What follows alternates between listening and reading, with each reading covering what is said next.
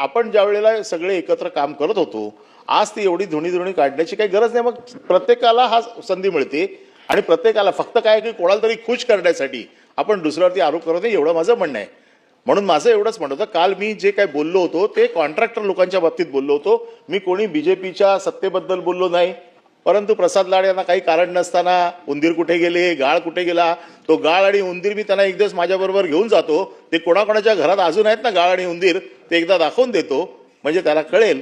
फक्त माझं एवढंच म्हणणं आहे की 260च्या प्रस्तावावरती ज्या वेळेला आपण बोलायला उभे राहतो त्यावेळेला मुंबईच्या जनतेसाठी आपण काय करणार आहोत याच्यावरती बोललं पाहिजे, केवळ आपल्या वरिष्ठांना खुश करण्यासाठी.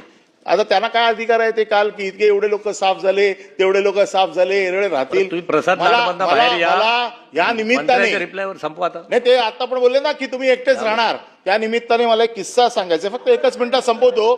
आचार्य अत्रेंचं मी कुठेतरी वाचलं होतं. आचार्य अत्रेंना सभागृहात विचारलं की अहो आचार्य अत्रे तुम्ही एकटेच? ते म्हणाले आमच्याकडे गावाकडे अशी पद्धत आहे की 40 गायी असतात गोठ्यामध्ये आणि वळू एकच असतो. चला सभागृह, मला वाटतं आपला रिप्लाय, राईट टू रिप्लाय संपलेला आहे. मी काय बोललो नाहीये, मी आचार्य अत्रे काय बोलले ते सांगतोय. एकच असतो पण तो 40 गायींसाठी पुरे असतो.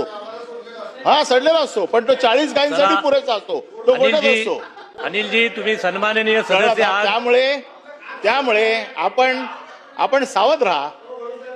कसं आहे, हा वळू जर कधी सुटला तर काय होईल गायींचं याचा देखील विचार करा. एवढंच मला सांगायचंय. धन्यवाद. धन्यवाद.